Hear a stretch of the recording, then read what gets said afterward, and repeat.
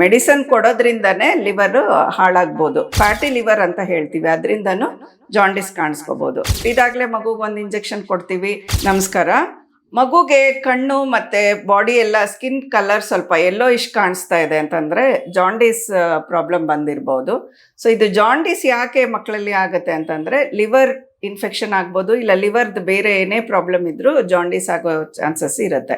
So serum ಬಿಲಿರುಬಿನ್ ಅಂತ ಏನು ಹೇಳ್ತೀವಿ ಅದು ಹೆಚ್ಚಾಗಿರುತ್ತೆ ಬ್ಲಡ್ಡಲ್ಲಿ, ಅದಕ್ಕೆ ಜಾಂಡೀಸ್ ಕಾಣುತ್ತೆ.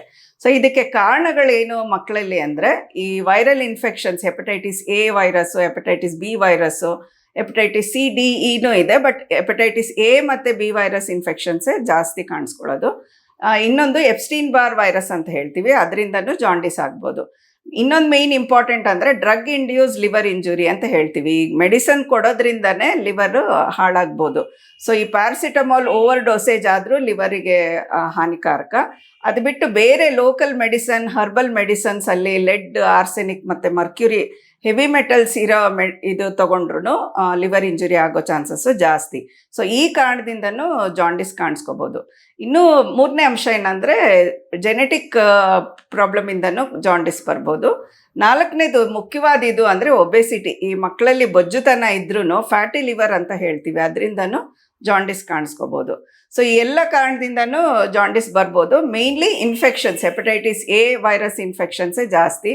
ಇದು ಬರೋ ಕಾರಣ ಅಂದರೆ ಈ ಸ್ಟ್ರೀಟ್ ಫುಡ್ ತಗೊಳ್ಳೋದು, ಹೊರಗಡೆ ಅನ್ಹೈಜಿನಿಕ್ ಊಟ ಮತ್ತು ನೀರು ಕುಡಿಯೋದ್ರಿಂದನೇ ಬರೋ ಇನ್ಫೆಕ್ಷನ್ ಇದು ಹೆಪಟೈಟಿಸ್ ಎ ವೈರಸ್ಸು.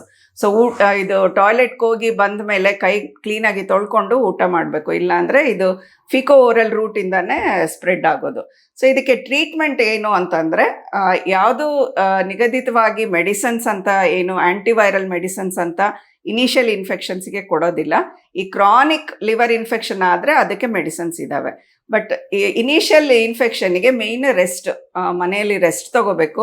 ಹೈಡ್ರೇಷನ್ ತುಂಬ ಇಂಪಾರ್ಟೆಂಟ್, ನೀರಿನ ಅಂಶ ಚೆನ್ನಾಗಿ ತಗೊಳ್ಬೇಕು. ಬೇರೆ ಯಾವ ಮೆಡಿಸನ್ನು ಬೇಕಾಗಿಲ್ಲ. ಜ್ವರಕ್ಕೆ ಸಿಂಪ್ಟೊಮ್ಯಾಟಿಕ್ ಜ್ವರ ಇದ್ದಲ್ಲಿ ಜ್ವರಕ್ಕೆ ಪ್ಯಾರಾಸಿಟಮಾಲ್ ಮೆಡಿಸನ್ನು ಅದೆಲ್ಲ ತಗೊಳ್ಬೇಕಾಗುತ್ತೆ. ಸೊ ತುಂಬ ಸುಸ್ತಿರುತ್ತೆ, ಜಾಂಡೀಸ್, ವಾಂತಿ ಇರ್ಬೋದು, ಹೊಟ್ಟೆ ನೋವು ಇರ್ಬೋದು, ಅದಕ್ಕೆಲ್ಲ ಸಿಂಪ್ಟೊಮ್ಯಾಟಿಕ್ ಮೆಡಿಸನ್ ಡಾಕ್ಟ್ರನ್ನ ಕಾಣಿದ್ರೆ ಮೆಡಿಸನ್ ಕೊಟ್ಟಿದ್ದನ್ನು ತಗೊಂಡ್ರೆ ಸಾಕು. ಬಟ್ ಇದನ್ನು ಪ್ರಿವೆಂಟ್ ಮಾಡ್ಬೋದು. ಹೆಪಟೈಟಿಸ್ ಬಿ ಇನ್ಫೆಕ್ಷನ್ಗೆ ಹುಟ್ಟಿದಾಗಲೇ ಮಗುಗೆ ಒಂದು ಇಂಜೆಕ್ಷನ್ ಕೊಡ್ತೀವಿ. ಆಮೇಲೆ 1 ತಿಂಗಳು, 6 ತಿಂಗಳು, ಹುಟ್ಟಿದ ಫಸ್ಟ್ 6 ಮಂತ್ಸಲ್ಲೇ 3 ಡೋಸ್ ಇಂಜೆಕ್ಷನ್ ಆಗೋಗುತ್ತೆ. ಗೌರ್ಮೆಂಟ್ ಹಾಸ್ಪಿಟ್ರಲ್ಲೂ ಎಲ್ಲ ಕಡೆ ಕೊಡ್ತಾರೆ. ಬಟ್ ಹೆಪಟೈಟಿಸ್ ಎ ವೈರಸ್ಗೂ ಇನ್ಫೆಕ್ಷನ್ಗೆ ವ್ಯಾಕ್ಸಿನ್ ಇದೆ. ಸೊ ಇದನ್ನು ಪ್ರೈವೇಟಲ್ಲಿ ಮಾತ್ರ ಸಿಗೋದು. ದಯವಿಟ್ಟು ತಗೊಳ್ಳಿ ಇನ್ಫೆಕ್ಷನ್ಗೆ ವ್ಯಾಕ್ಸಿನ್ನು. ಯಾಕಂದರೆ ಹೆಪಟೈಟಿಸ್ ಎ ವೈರಸ್ ಇನ್ಫೆಕ್ಷನ್ ಆದ್ರೂ ಲಿವರ್ ಫೇಲ್ಯೂರ್ಗೆ ಹೋಗೋ ಚಾನ್ಸಸ್ಸೂ ಇರುತ್ತೆ. ಸೊ ಆದಷ್ಟು ವ್ಯಾಕ್ಸಿನಿಂದ ಪ್ರಿವೆನ್ಷನ್ ಮಾಡಿಕೊಂಡ್ರೆ ಒಳ್ಳೆಯದು. So early recognition and treatment ತೊಗೊಂಡ್ರೆ ಬೇಗ ರಿಕವರಿ ಆಗುತ್ತೆ, ಕಾಂಪ್ಲಿಕೇಶನ್ಸ್ ಆಗೋ ಸಾಧ್ಯತೆ ಕಡಿಮೆ. ಸೊ ಜಾಂಡೀಸ್ ಬಂತು ಅಂದರೆ ದಯವಿಟ್ಟು ಡಾಕ್ಟ್ರಿಗೆ ಇಮಿಡಿಯೇಟಾಗಿ ತೋರಿಸ್ಕೊಳ್ಳಿ.